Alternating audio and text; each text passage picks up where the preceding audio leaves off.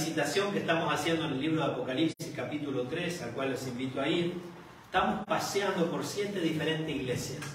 Y entramos el domingo a la mañana, abrimos la puerta y ahí hay una congregación. Con seres e individuos como nosotros, con familias, con hijos, con matrimonios, con divorciados, con padres con problemas con sus hijos, con madres con problemas con sus hijas, con novios con problemas entre sí, con padres que tienen hijos alejados, padres que tienen hijos no cristianos, maridos y esposas no cristianos, oramos por ellos, perseveramos. En esas congregaciones también había todo esto. En muchos casos había mucho más, cosas aún peores, también mejores. En la congregación que vamos a visitar hoy, vamos a ver que parece una iglesia muy linda, muy vivaz, llena de actividades, con reuniones muy eficaces, con predicadores potentes, pero la iglesia está muerta. Y no lo digo yo, lo dice Jesús. Vamos a leer Apocalipsis capítulo 3, versículo 1 al 6. Ya hemos visitado Éfeso, Esmirna, Pérgamo y Tiatira. Estamos en la quinta iglesia, comenzando el capítulo 3 de Apocalipsis. Vamos a ir a visitar la iglesia en la ciudad de Sardis. Vamos a orar que el Señor nos ayude en esta visitación. Padre, te agradecemos por tu palabra. Te agradecemos, Padre, por tu obrar en nuestras vidas, en nuestros corazones. Te agradecemos, Señor, por permitir los problemas y los quebrantos, que es para la purificación de nuestra fe, que trae dependencia de ti, que trae visión de lo verdaderamente verdadero, que desecha lo que es absolutamente despreciable y abraza lo único que es totalmente apreciable, es decir, tú, Señor, a tu Hijo Jesucristo a quien has enviado, a tu Espíritu Santo que nos guía al arrepentimiento y a toda verdad. Ayúdame, Señor, por medio de Él, por el poder de tu Espíritu, a poder traer tu palabra, exponerla fielmente y que sea de bendición para nuestras vidas, de advertencia para nuestros caminos y de esperanza para nuestro futuro. Trae consolación a los corazones desconsolados. Trae guía a los corazones frustrados. Y ayúdanos, Señor, por medio de tu palabra, de tu Espíritu Santo, a conocerte más, a desearte más, a anhelarte más, Señor. A ponerte como el centro de nuestras vidas, de nuestras familias, como el futuro de nuestra esperanza. Ayúdanos, Señor. En nombre de Jesús oramos. Amén. Amén. En Apocalipsis 3, desde el versículo 1, estamos en la iglesia de Sardis. Y la palabra Sardis, no por nada, significa los escapados o sobrevivientes. Así significa el nombre de esta antigua ciudad. Dice: escribe al ángel de la iglesia en Sardis, el que tiene los 7 espíritus de Dios y las 7 estrellas, dice esto: yo conozco tus obras, que tienes nombre de que vives y estás muerto. Sé vigilante y afirma las otras cosas que están para morir, porque no he hallado tus obras perfectas delante de Dios. Acuérdate pues de lo que has recibido y oído, y guárdalo, y arrepiéntete, pues si no velas, vendré sobre ti como ladrón, y no sabrás a qué hora vendré sobre ti. Pero tienes unas pocas personas en Sardis que no han manchado sus vestiduras, y andarán conmigo en vestiduras blancas, porque son dignos. El que venciere será vestido de vestiduras blancas, y no borraré su nombre del libro de la vida, y confesaré su nombre delante de mi Padre y delante de sus ángeles. El que tiene oído, oiga lo que el Espíritu dice a las iglesias.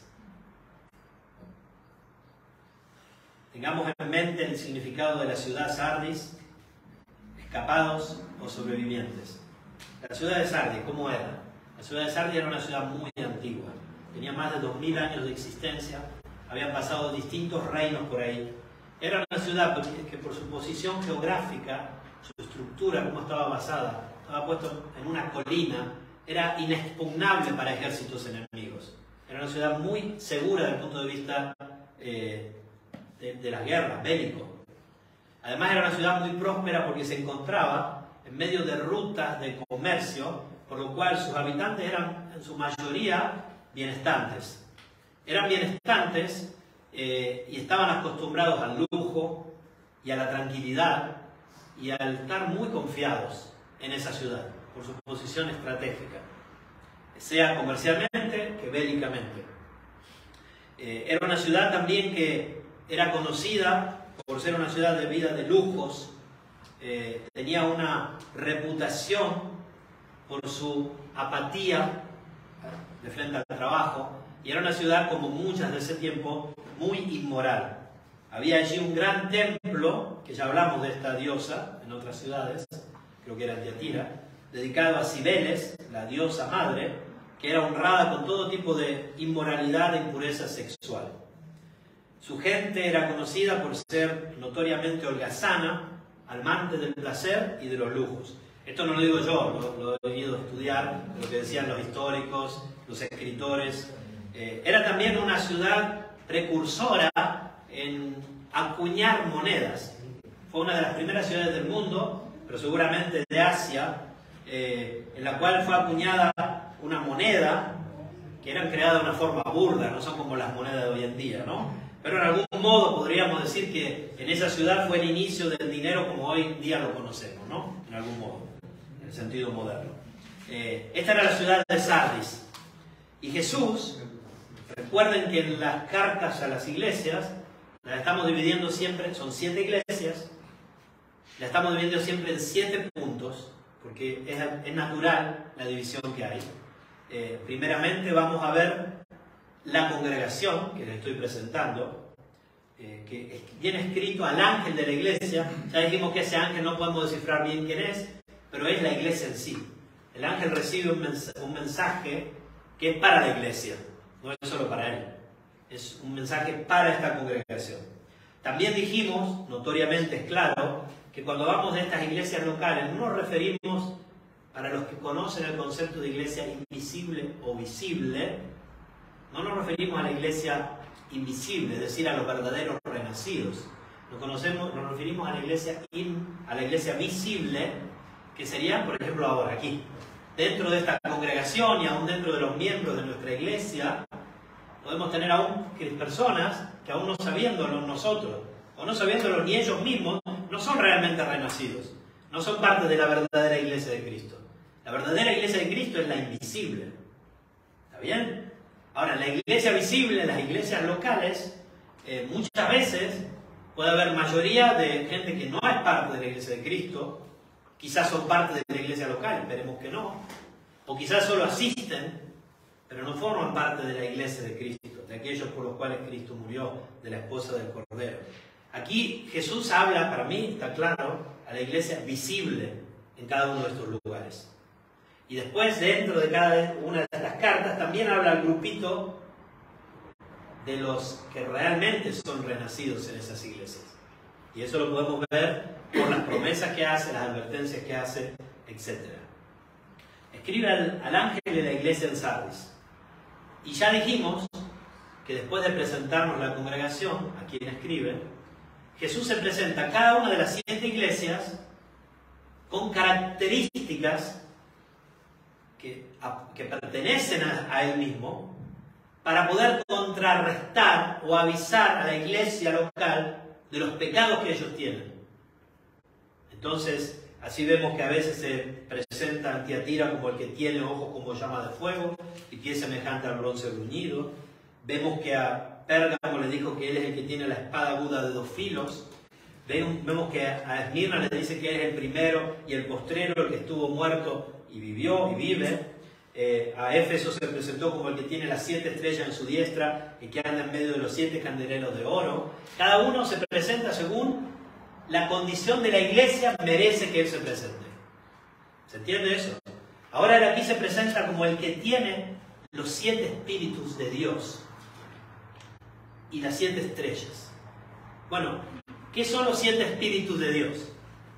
Nosotros sabemos por la Biblia que Dios es trino, no es 7 cosas, 7 personas.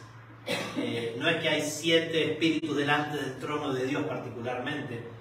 Recuerden que el 7, para los hebreos, tenía que ver con la plenitud.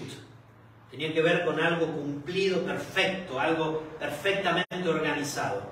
Por eso en la Biblia vemos mucho que tiene que ver con el número 7. Hay 7 días en la semana, ¿no? La Biblia muchas veces divide con 7 años muchas cosas. Vemos que hay 7 iglesias, 7 estrellas, 7 truenos, 7 candeleros. Podemos seguir en toda la Biblia, vemos esto que habla de la perfección, de la plenitud, de la totalidad. Decir que tiene los 7 espíritus de Dios, si ven en la Biblia lo vemos explicado, y si quieren después les puedo mandar un artículo que habla sobre esto de los 7 espíritus de Dios. Cuando habla de los 7 espíritus, en realidad está hablando del Espíritu Santo. Está hablando del Espíritu Santo. Hace referencia al Espíritu Santo. Esto lo vemos también en el capítulo 1, cuando yo prediqué el saludo eterno de la Trinidad, al inicio del libro, cuando vemos el saludo del Padre, del Hijo y del Espíritu Santo, ¿no? Cuando se habla de los 7 espíritus de Dios, claro que Dios el Padre, Dios el Hijo, tienen estas, porque es la totalidad de Dios. Pero se hace referencia al Espíritu Santo. Y por ejemplo, en Isaías capítulo 11, versículo 2, no lo vamos a leer. Isaías capítulo 11, versículo 2, habla de estos 7 espíritus de Dios y dice que dice que reposará sobre él, sobre Jesucristo, ¿no? Isaías 11, que estará predicando nuestro hermano Esteban pronto, ¿no? Dice, reposará sobre él el Espíritu del Señor, Espíritu de sabiduría, de inteligencia, Espíritu de consejo y poder, Espíritu de conocimiento y de temor del Señor. Muchos dicen que estos son los 7 espíritus de Dios. El Espíritu del Señor, de sabiduría, de inteligencia, de consejo, de poder, de conocimiento y el Espíritu del temor del Señor. Pero indudablemente lo que está diciendo aquí es que Él tiene en su mano el Espíritu Santo. ¿Recuerdan quién manda el Espíritu Santo a la iglesia? Jesús, ¿no? Jesucristo. Manda el Espíritu Santo. Y Él tiene las 7 estrellas. ¿Qué son las 7 estrellas? Bueno, lo vemos en el capítulo 1 que son los 7 ángeles de las 7 iglesias. ¿Qué está queriendo decir aquí? Que Él tiene la totalidad de la iglesia en su mano. Él dice en el capítulo 10 de Juan que los que el Padre me ha dado, ninguno se escapará de la mano de mi Padre, ¿no? Ninguno se puede caer. Y Jesucristo también tiene a su iglesia en su mano. Nos habla de la autoridad de Jesús. Nos habla de que Él tiene la plenitud de la iglesia en su mano. Los 7 ángeles que representan a las 7 iglesias locales. Nada se escapa de lo que sucede en las iglesias locales para Jesús. Él lo sabe todo. Es solo Jesús que conoce los corazones de aquellos que frecuentan y se congregan en estas iglesias. El que tiene los 7 espíritus de Dios y las 7 estrellas dice esto. ¿Qué dice? Yo conozco tus obras.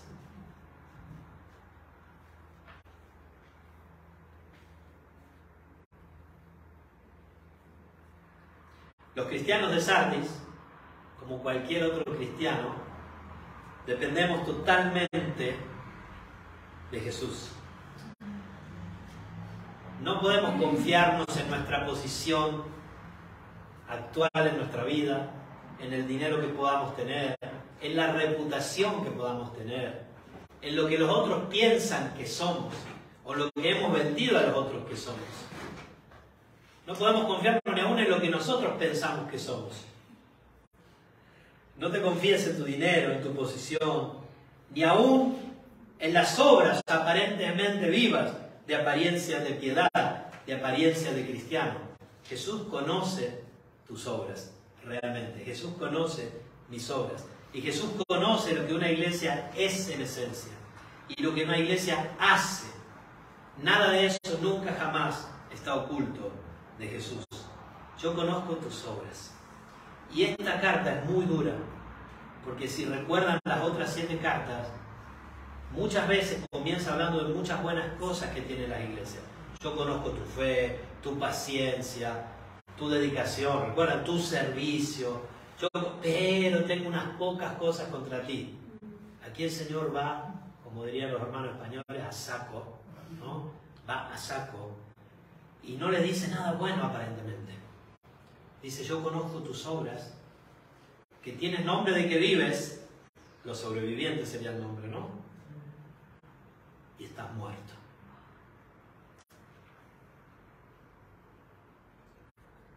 Tienes una buena reputación.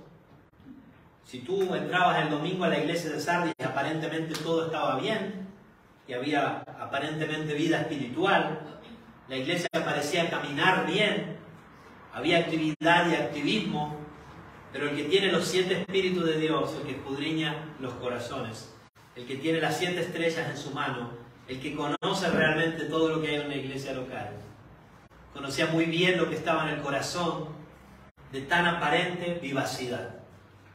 En esos corazones había muerte.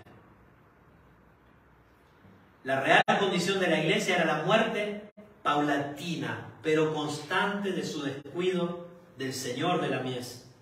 Sus obras parecían vivas, pero en su corazón y en su mente habían olvidado la gracia. Estaban errando al blanco. Tus obras no han sido ya perfectas delante de Dios. Recuérdate de lo que has recibido y oído.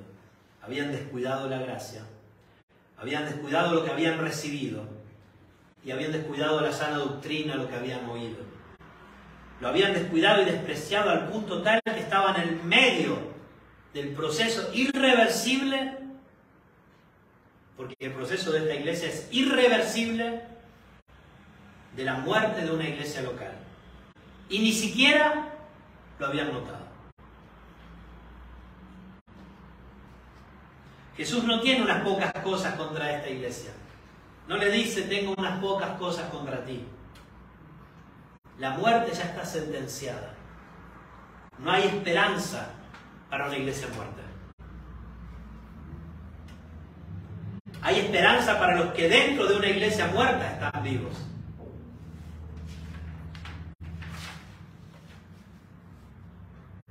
El veredicto, que es el cuarto punto de cada carta.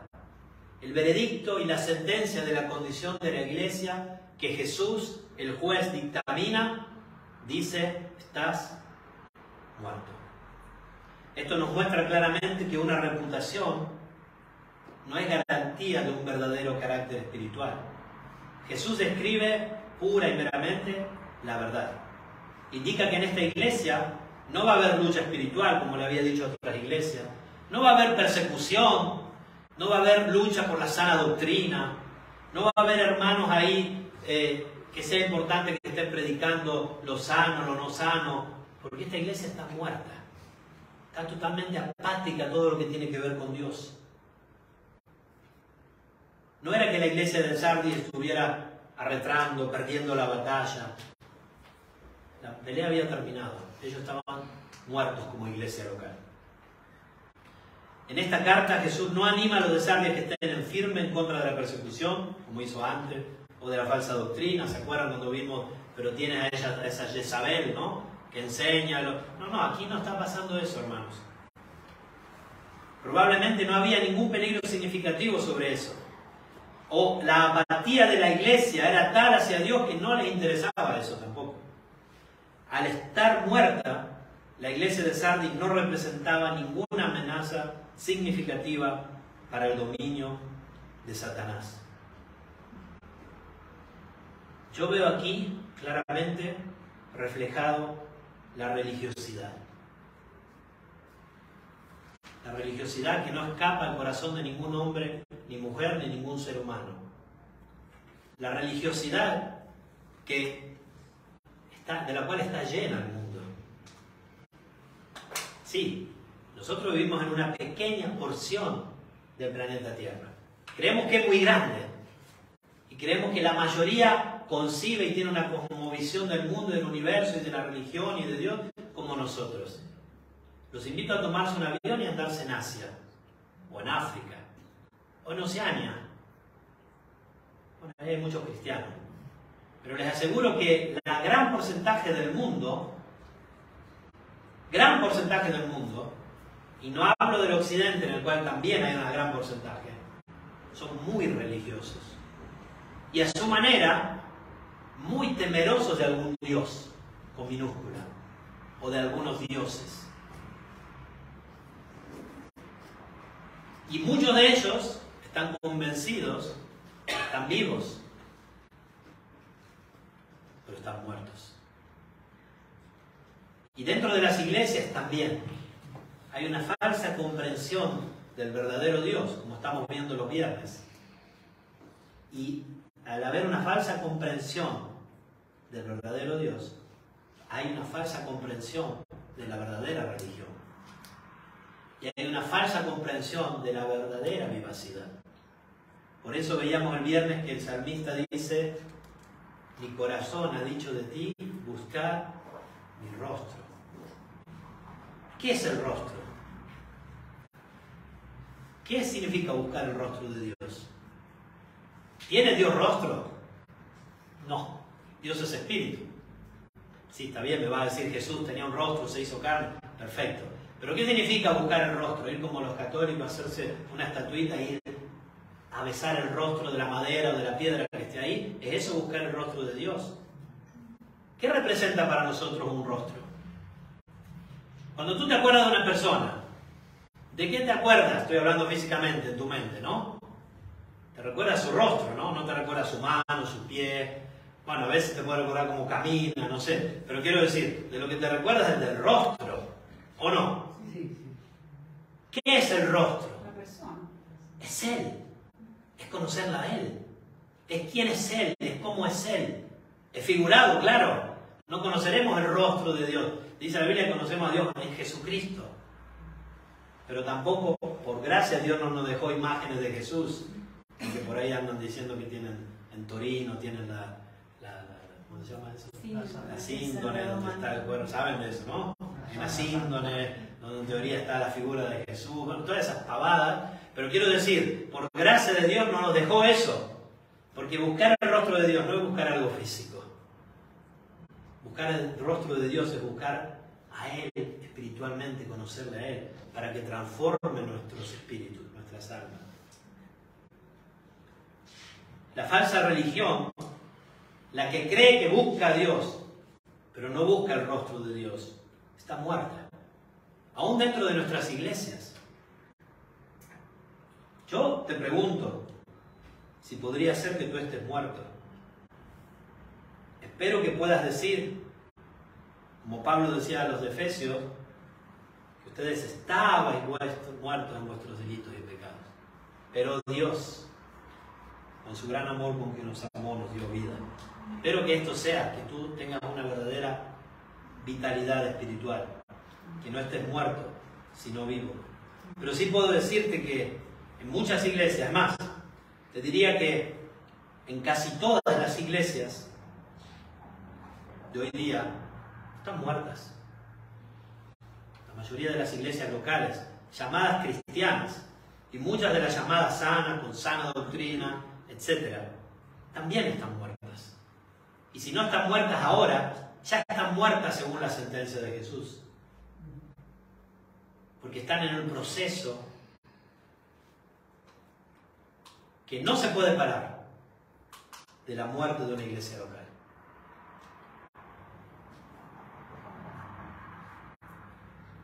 Esta iglesia, ellos no lo sabían, pero ya estaban muertos delante de Dios.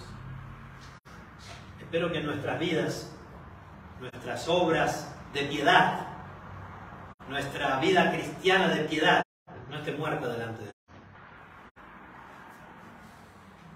Yo conozco tus obras, que tienen nombre de que vives y estás muerto. Es durísimo. La sentencia está dada. Yo pensaba en las personas porque hace poco, bueno, ¿qué fecha hoy? Primero. Bueno, hace poco fue el 11 de septiembre, ¿no? Y fui a ver documentales de nuevo después de 22 años, parece que fue ayer, sobre cuando cayeron las Torres Gemelas, ¿no? Y pensaba cómo las personas que estaban ahí, algunos se les advirtió, saben que algunos advirtieron que bajaran de las torres, todo. Y quizás algunos, muchos desoyeron, otros fueron héroes y fueron a salvar personas y todo, ¿no?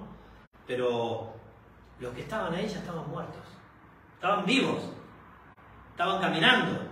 Saben que todos los que estaban arriba piso donde fue el primer avión, ninguno se salvó, digamos, ¿no? O sea, los que estaban ahí ya estaban muertos.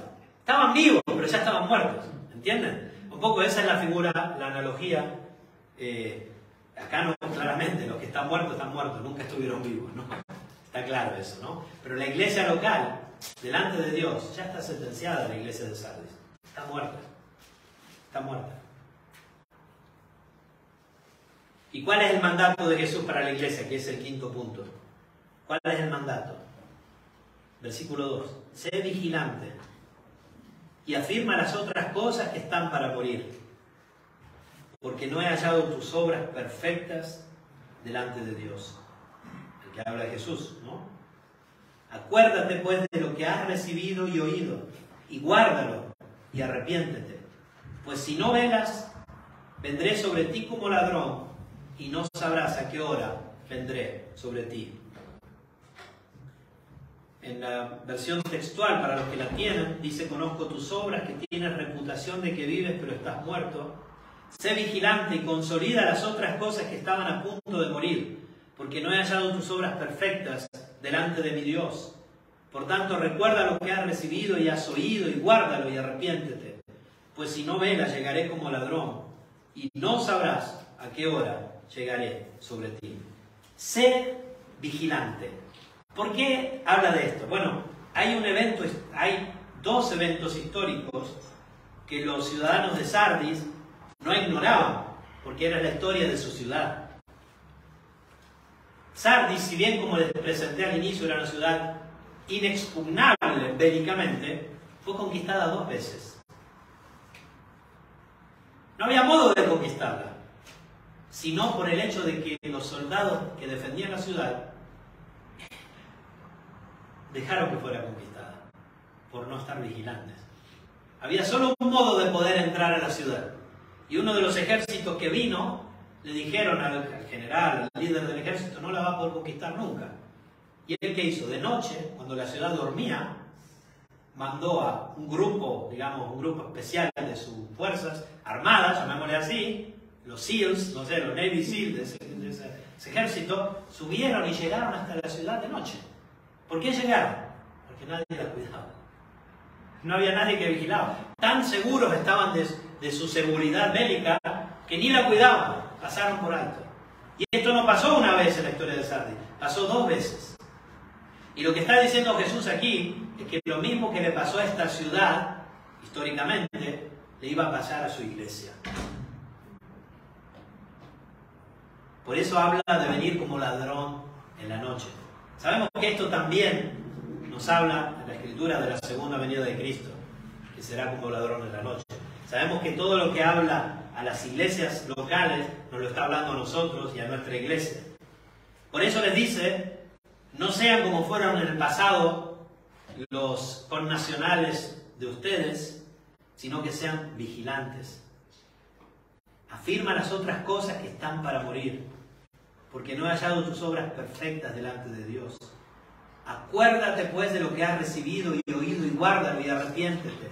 Pues si no velas, vendré sobre ti como ladrón, y no sabrás a qué hora vendré sobre ti. En el año 549 a.C., los soldados medo-persas de Ciro entraron en la ciudad por ese motivo, porque la guardia se había dormido. Y en el 218 después de Cristo también fue capturada lo mismo, de nuevo, ¿no? Va a pasar, y pasó en la historia de Sardis muchas veces, no haber sido vigilante. Nos habla también de la autosatisfacción, del autoconformismo, del sentirse seguro en uno mismo, de pensar que uno es autosuficiente. Seguramente la mentalidad, la idiosincrasia de este pueblo estaba, obviamente, como es lógico que sea, de esa mentalidad estaba permeada también la iglesia. Es un mal, hermanos. Es un mal del que no iba a hablar, pero les voy a hablar. Cuando nuestra cultura permea nuestra visión espiritual. Es un mal que yo lo viví. Lo viví para mal en mi vida y lo viví para bien. Pero lo viví para mal muchas veces. Y lo vi reflejado en muchas iglesias en la cual la mentalidad cultural sobrepasaba la mentalidad bíblica. Es un gran mal, que esta iglesia lo tenía. Habían trasladado su modo de ver la cultura y de vivir y su idiosincrasia a su iglesia local. Que Dios nos libre. Si bien no podemos desprendernos de la valija que traemos de nuestra cultura, y hasta en ciertas cosas está muy bien, porque tenemos una nación, tenemos un pueblo, de la cual nunca seremos despojados, ni aún en la eternidad. Si ustedes lo notan en el Apocalipsis, como me contaba el hermano Gastón, que le encantó la serie de Sam Master, ¿cómo se llama? La cosmovisión bíblica, dice que en el cielo habrá gente ¿de dónde? De cada lengua, nación, pueblo y tribu. Estela seguirá siendo mexicana por la eternidad, con su cielito lindo y su guacamole y lo que tenga. Quiero decir, no nos vamos a desprender de nuestra cultura. Seremos siempre el Mirko argentino y el Donovan español.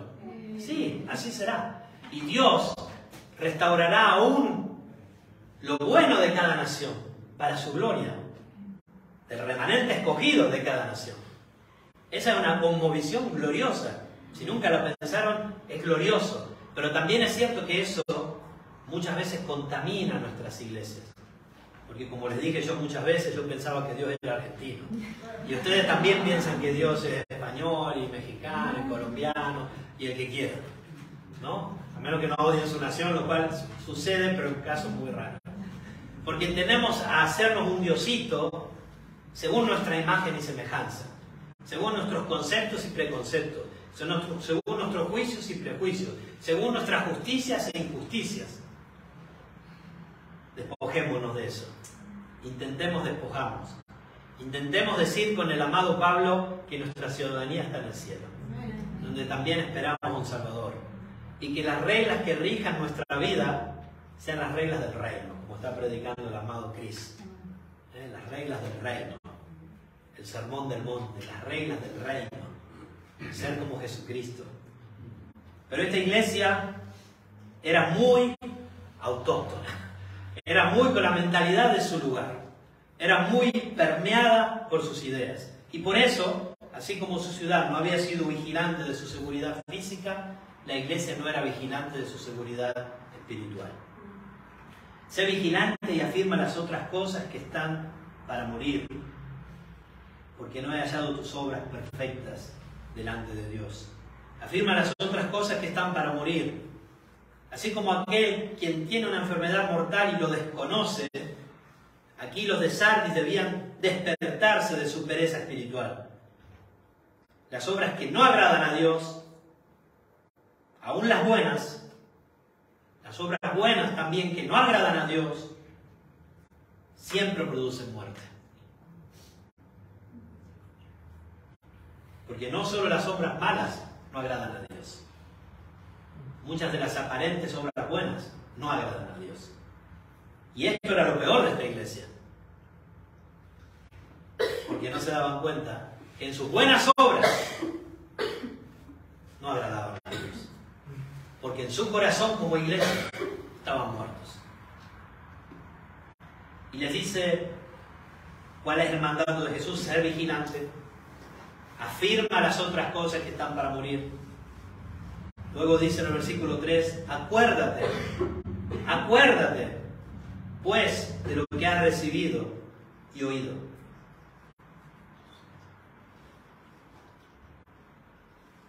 Claro, porque dentro de esta iglesia, lo vamos a ver en el versículo 4, habían algunos que sí tenían vida, que sí eran renacidos, que sí serán vestidos con vestiduras blancas. Claro que los había. Y si ellos lo sabían, todos habían recibido el Evangelio, habían escuchado el Evangelio. No todos lo habían recibido en el sentido de creerlo y renacer, pero lo habían recibido en el sentido de escucharlo. Acuérdate de lo que has recibido y oído. Y guárdalo. Guárdalo en el sentido de abrazarlo, de creerlo, de aplicarlo. Y arrepiéntete. Los medios que Dios ha dejado a la iglesia son para que los recordemos, para que guardemos las obras de Dios en nuestros corazones. Pablo les dijo a los de Tesalónica, en 1 de Tesalonicenses 2:13, 1 de Tesalonicenses capítulo 2,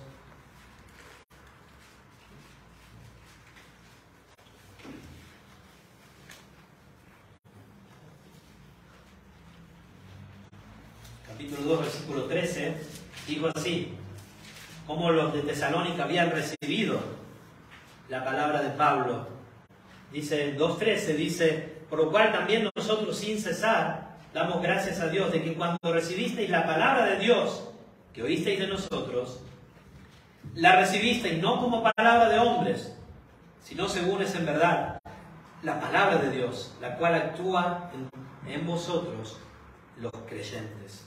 Porque vosotros, hermanos, vinisteis a ser imitadores de las iglesias de Dios en Cristo Jesús que están en Judea.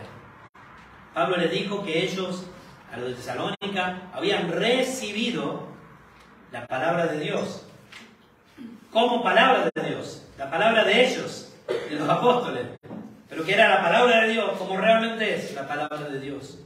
Y en 1 de Tesalonicenses 1, 9 y 10, capítulo 1, versículos 9 y 10, hablando de esta iglesia, dice el hermano Pablo: porque ellos mismos cuentan de nosotros la manera en que nos recibisteis y cómo os convertisteis de los ídolos a Dios para servir al Dios vivo y verdadero y esperar de los cielos a su Hijo, al cual resucitó de los muertos, a Jesús, quien nos libra de la ira venidera. Los hermanos de Tesalónica habían recibido, oído, se habían arrepentido y habían guardado la palabra como palabra de Dios. Los hermanos de Sardis como congregación, no. Por eso el Señor los invita a recibir y a oír y guardar y arrepentirse. Pues si no velas, vendré sobre ti como ladrón. Hermanos, el Señor Jesucristo no es ningún ladrón. El Señor Jesucristo no viene a robar. Él es el Señor y vendrá por los suyos. Y a los otros vendrá a juzgar. Él viene como ladrón, pero Él no es ningún ladrón, no se confunda. Él es el Señor. Él es el que tiene en sus manos los 7 espíritus de Dios y las 7 estrellas. Y no solo, Él tiene todo en su mano. Él tiene todo en su mano. Para la iglesia de Sardis se lo dijo así, pero Él podría decir que tiene todo el universo en su mano. Tiene todo lo que existe y lo que no existe. Él tiene todo en su mano. No hay modo de poder expresar esto. Él no es ladrón y no viene a robar. Él es Señor y viene por los suyos. ¿Y saben qué? Siempre Jesucristo vino como ladrón. Siempre. A veces algunos lo esperaban. Muchos no. En Edén, cuando viene después de que el hombre pecó, lo esperaban Adán y Eva. Lo esperaban escondiditos. Pero Él vino. En el diluvio, claro, me vas a decir, Él no vino en persona. No, vino con su juicio. Muchos no lo esperaban. Si bien Noé por 120 años pregonero de justicia les habló el Evangelio, les habló de la conversión, les habló del Mesías que iba a venir. Dice que estaban bebiendo, comiendo, dándose en casamiento. ¿Qué significa esto? No les importaba nada de Dios, pero vino el juicio. Él siempre apareció cuando no se lo esperaban, como apareció en la figura de Melquisedec, a recibir los diezmos de la batalla. O como apareció en Peniel, a Jacob, en medio de la noche, en su necesidad. El ángel de Jehová. ¿Quién es? Es Jesucristo. Y así apareció en Belén. Y casi nadie lo esperaba. Y los que no debían esperarlo, lo esperaban. Y los que debían esperarlo, no lo esperaban. Él llegó como ladrón en la noche. Y en medio de esa noche los ángeles cantaban. ¿Se acuerdan? Gloria a Dios en las alturas. Y en la tierra paz para con los hombres de buena voluntad. Porque ahí está mal traducido en la Reina Valera. no hay buena voluntad en los hombres que no son de Dios, hay buena voluntad solo en los hombres de Dios. Hay una falsa traducción de la Escritura y tenemos que estar atentos. Y así como vino la primera vez, y a lo suyo vino y los suyos no le recibieron, así será también en la segunda vez, como ladrón en la noche. Y lo que es peor, cuando Él venga, algunos de sus hijos se deberán alejar de Él avergonzados. Así dice la Escritura. Para que cuando Él venga no nos alejemos de Él avergonzados. Por eso Jesús en muchas de sus parábolas, ¿qué decía a sus discípulos? Velad, velad, que vuestras lámparas estén encendidas, que estén ardiendo, que tengan el aceite para la lámpara. Hermanos, nosotros sabemos que la salvación no depende de nuestras obras. Nosotros sabemos que lo que hemos sido renacidos estaremos con el Señor. Pero claro que habrá juicio a los cristianos. Dice mi Biblia que el juicio comenzará por la casa de Dios. Dice mi Biblia que el tribunal de Cristo está preparado para los creyentes, en el cual seremos juzgados por fuego, el fuego consumidor de la santidad de Dios. Y el que edificó sobre la roca que es Cristo, recibirá recompensa. Y el que no, su obra será quemada, si bien él mismo será salvo, aunque así como por fuego. Los cristianos que le decimos, espero que no sea yo, tendremos olor a humo en el juicio de Cristo. Y aunque nos hace reír, es algo horrible. ¿Saben por qué es horrible? Porque esos tesoros no serán para nosotros. Y las 5 coronas de las que habla la Biblia no serán para nosotros. Serán para poder tirar a los pies del Cordero. ¡Qué feo que no tengas nada para tirar a los pies del Cordero, ¿no? Porque al final es para dar la gloria. A Él la gloria. Y este llamado es también para nosotros.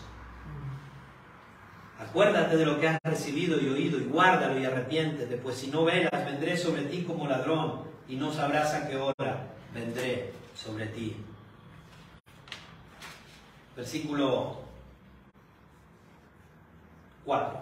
Pero tienes unas pocas personas. Qué bendito cuando la Biblia dice esto. Qué bendito cuando Elías escapa de Jezabel, la terrible, la asesina. Y él piensa que es el último hombre de Dios en la tierra. Qué poca visión de Elías y qué poca comprensión. Pero bueno, no sé qué hubiéramos pensado nosotros. Quizás te lo hubiéramos suicidado ahí. Él escapa. ¿Y qué le dice el Señor? No te preocupes, tengo aún 7.000 rodillas. Por no decir que tenía 7 millones en todo el mundo, no sé. Pero tenía 7.000 rodillas ahí. Está bien, muchas veces nos pensamos nosotros los últimos legionarios. Pero el Señor siempre reserva pocas personas. Serán pocas para que su gloria sea aún mayor. Digo yo, no sé. Tienes unas pocas personas en Sardis que no han manchado sus vestiduras. Seguramente no era la vida más adecuada o la sociedad más consona para un cristiano, la de Sardis. Yo me imagino a Sardis como una ciudad, no sé, tipo Marbella, ¿no? ¿Puede ser? Tampoco lo he visto tan vicioso, ¿eh? ¿No? Tipo Punta del Este, no sé en México cuáles serán, o por arriba. Cancún, Ámsterdam, ¿no? Una vida en la cual la sociedad seguramente era muy corrompida, porque sabemos que donde hay bienestar hay mucha corrupción, normalmente. Pero había ahí unas pocas personas que no habían manchado sus vestiduras y andarán conmigo en vestiduras blancas porque son dignas. A pesar de la vida pecaminosa en la sociedad, algunos cristianos, verdaderos cristianos, no se habían manchado. Habían sido lavados, lo recordaban, lo guardaban y velaban esperando al Señor de la mies. En la adoración pagana no era permitido acercarse a los dioses paganos con ropas sucias. La analogía puede funcionar para la adoración a Jesús, porque Él provee a sus santos vestiduras blancas. Y sabemos que esto habla de muchas cosas. Sabemos, también tenemos en mente a esos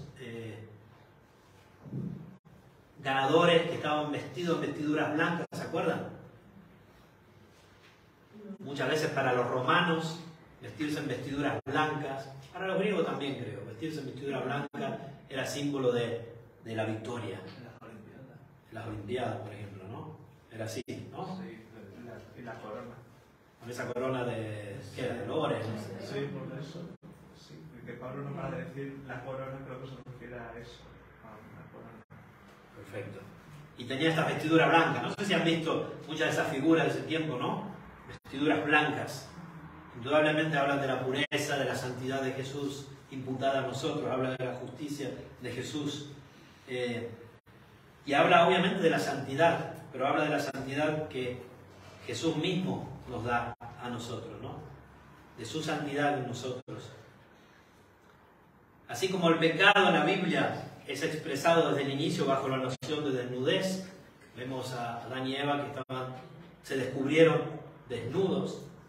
La santidad expresada bajo la noción de vestiduras. Y también vemos que en Romanos, por ejemplo, el amado apóstol Pablo nos dice que nos tenemos que revestir de Jesucristo, ¿no? Revestidos de Jesucristo. Pero tienes unas pocas personas en Sardi que no han manchado sus vestiduras y andarán conmigo en vestiduras blancas porque son dignas.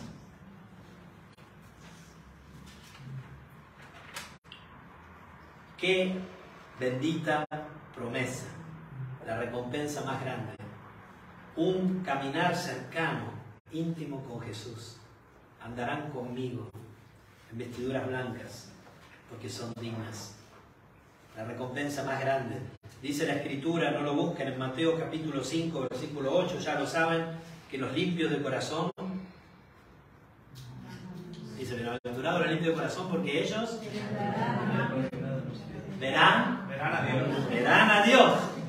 Verán a Dios. Verán a Dios. En la hermosura de su santidad. ¿Se acuerdan cuando habla así también el Salmo? La hermosura de la santidad.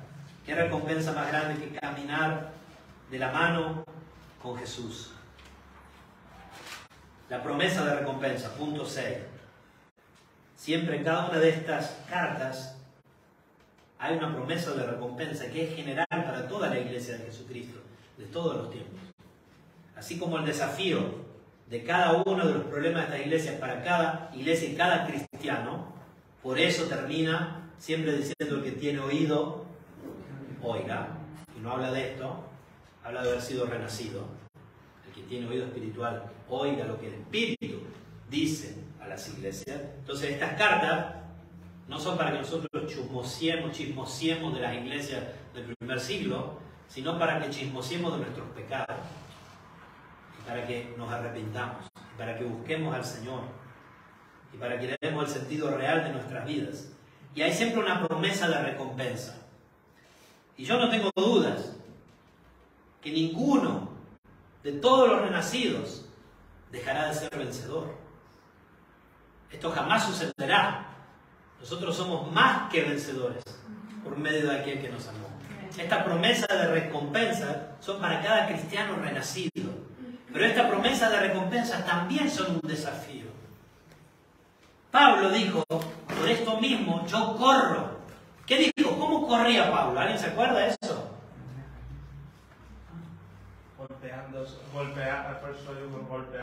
Golpeando mi cuerpo.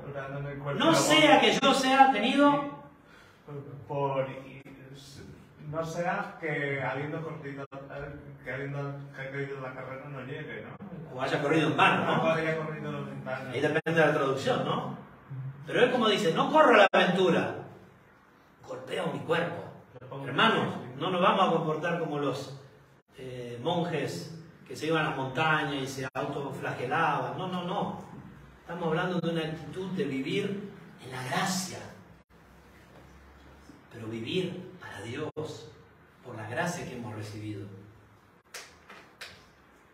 El desafío cristiano, dice, el que venciere, versículo 5, será vestido de vestiduras blancas y no borraré su nombre del libro de la vida. Esto del libro de la vida y del borrar el nombre ha sido usado muchas veces. Después le voy a mandar algunos artículos al grupo de la iglesia para que el que quiera profundizar. Aquí en ninguna manera está diciendo que pueda ser borrado el nombre del libro de la vida de los escogidos. Absolutamente no. Está reforzando la idea de que jamás será borrado ni un nombre de los vencedores. Ese es el punto que Juan está usando aquí. Si bien este versículo, en muchas iglesias, en muchos casos, por aquellos que interpretan mal las Escrituras, puede ser usado para hablar de que la salvación puede perderse, la idea que está ilustrando Juan es justamente la opuesta. Es la seguridad de que si tú eres vencedor con Cristo, si eres renacido, jamás tu nombre será borrado del libro de la vida. En la Biblia textual dice así: el que vence así se vestirá con vestiduras blancas y jamás borraré su nombre del rollo de la vida y confesaré su nombre delante de mi Padre. Si alguien tiene dudas sobre esto, después podemos hablar. Hay distintos libros de la vida en la Biblia. Está el libro de los vivientes, en el cual está escrito de todos los seres humanos. Está el libro de la vida, en el cual están escritos los nombres de los siervos del Cordero. Esto es un tema muy interesante, que pueden profundizar, porque a veces se usa. Y claro que Apocalipsis capítulo 20, versículo 15, dice que el que no se halló inscrito en el libro de la vida fue lanzado al lago de fuego.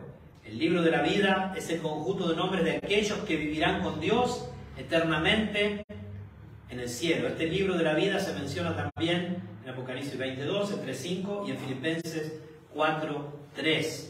Asimismo, también se le llama al libro de la vida en otros lugares de las Escrituras como el libro de la vida del Cordero, porque contiene los nombres de aquellos que han sido redimidos por la sangre del Señor Jesús. Ya sabemos entonces que el libro de la vida están registrados los nombres de todos los escogidos de los renacidos, y jamás sus nombres, nuestros nombres, serán borrados de allí. El que venciere será vestido de vestiduras blancas y no borraré su nombre del libro de la vida. Pero no solo que nosotros tengamos que confesar el nombre de Cristo es normal, ¿no? Confesar el nombre de Cristo será salvo, y eso en algún lugar de la Escritura. Sabemos a qué se refiere con eso, ¿no? Pero que Cristo confiese nuestros nombres es extraordinario. Ya que aún sepa que existimos es extraordinario. Que sea nuestro Padre, nuestro Señor, pero que Él confiese: confesaré su nombre delante de mi Padre y delante de sus ángeles. ¡Wow! Los ángeles gloriosos en majestad y en poder. Y el nombrecito de Mirko confesado por Jesús. Claro, no por nada mío, por todos méritos de Él, ¿no? Toda la gloria para Él. Pero qué glorioso, ¿no? Qué promesa más gloriosa. El verdadero vencedor es aquel que triunfa por la sangre de Cristo. Nunca jamás vence a las circunstancias, sus tendencias, hábitos, pecados, enemigos, adversidades. Nunca lo hace con su propia fuerza, inteligencia o habilidad. Lo hace por Cristo, por medio de Cristo, vestidos por Él, transformados por Él. El vestido de los campeones para los romanos, para los vencedores, eran vestiduras blancas. El que venciere será vestido de vestiduras blancas. Y no borraré su nombre del libro de la vida, y confesaré su nombre delante de mi Padre y delante de sus ángeles. Y concluye, obviamente, porque esta carta era para Sardis, pero era sobre todo para nosotros, para que los siervos de Jesucristo podamos saber las cosas que han de suceder pronto. Dice, el Espíritu Santo nos dice que el que tiene oído, oiga. El Espíritu Santo dice a las iglesias que el que tiene oído, oiga lo que el Espíritu dice a las iglesias. ¿Cómo podemos aplicar este mensaje a nuestra iglesia? ¿Cómo podemos aplicar este mensaje a nuestra vida?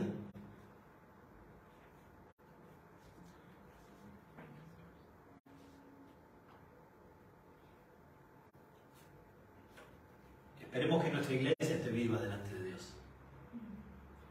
Liberémonos de todo lo que sea aparente religión. Liberémonos de los estándares de hombres sobre lo que es la espiritualidad, la falsa espiritualidad. Busquemos al Dios buscando su rostro, al Dios verdadero.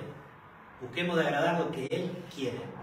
Esto necesita un altísimo grado de confianza y dependencia de Dios. Es lo que más nos falta. Porque la verdad es que yo diría que el 99,9%, quizás más, de todo lo que necesitamos está ya revelado en la Biblia. Lo que pasa es que no lo creemos. No es que no lo creemos, no confiamos. No confiamos. Ese es el problema. Los discípulos dijeron al Señor, aumentanos la fe. Nosotros sabemos que la fe viene por el conocer al Señor, ¿no? La fe viene por el oír. ¿El oír de quién? La palabra de Dios. La palabra de Dios. Y el oír la palabra de Dios nos muestra el rostro de Dios, nos muestra quién es Él, cómo Él es. La dependencia de Dios tiene que ser incrementada en nuestra vida, más y más. Por eso el Señor también nos pone obstáculos y problemas y dificultades y quebrantamientos. Porque si no, Él sabe muy bien que muy fácilmente nos distraemos. Sabe muy bien que muy fácilmente nos concentramos y enfocamos en cosas estúpidas, maravillosas para nosotros, como mirar a una hormiga en nuestra vida. Mirar a una hormiga puede ser concentrarte en el dinero que hay en el banco, en cuántas casas tienes, en tu trabajo, en tu reputación, pero no te concentras en lo más importante, que es agradarle a Él. Tu gozo depende del gozo de Él. Dice la Escritura que el gozo del Señor es nuestra fortaleza. ¿Alguna vez analizaron esa frase? ¿Conocen ese versículo? Hay una canción para niños. El gozo de mi Dios es mi poder. ¿Conocen, no? O mi fortaleza es, ¿no? ¿Por qué es eso? No es nuestra fortaleza realmente. En el gozo de Dios, a través de nuestra vida, está nuestro gozo. Si nosotros perdemos de buscar el gozo en Dios y lo buscamos en las hormiguitas de nuestras vidas, no vamos a tener el gozo. Nosotros no vamos a tener el gozo. No vamos a encontrar nada de lo que estamos buscando. Porque todo lo que estamos buscando está y radica y se concentra solamente en Él. Todo lo que el hombre, yo se lo digo, es simplicísima la ecuación. Claro, yo no soy nadie, por supuesto, y menos que nada. Pero es muy simple la ecuación. Todo este mundo está buscando, en todo lo que buscan, pero eso solo lo podrían encontrar en Dios. Esta es la realidad. No, es la verdad. Y aún nosotros como cristianos, muchas veces en nuestras vidas frustradas, fracasadas, quebrantadas, estamos buscando en otras personas, en otras cosas, en otras circunstancias, lo que solamente Dios nos puede dar. Es la verdad. Lo sabemos que es la verdad. Y aún así muchas veces continuamos a darnos la cabeza contra el muro. Hermano, esto es vida práctica cristiana. Esto tiene que permear toda nuestra vida. De poco sirve, y lo haremos, pero de poco sirve, que yo venga acá a enseñarles cómo ser padres, maridos, esposas, hijos, etc. Porque esto es ser padre, marido, esposa, hijo. Es vivir el Evangelio, es conocerle a Él. ¿Cómo vas a tratar a tu esposa si de verdad buscas el rostro de Dios? ¿La vas a tratar mal o la vas a tratar bien? ¿Cómo vas a tratar a tu enemigo si de verdad buscas el rostro de Dios? ¿Lo vas a escupir en la cara o vas a poner otra mejilla?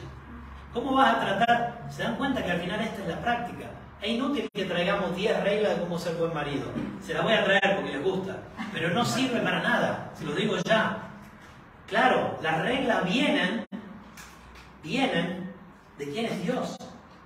Si no hay ninguna regla que nosotros conozcamos que no derive de que existe Dios.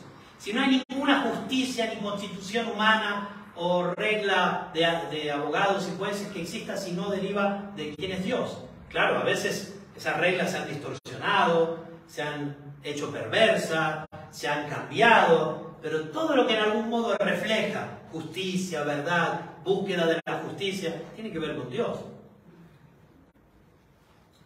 Ahí está el punto.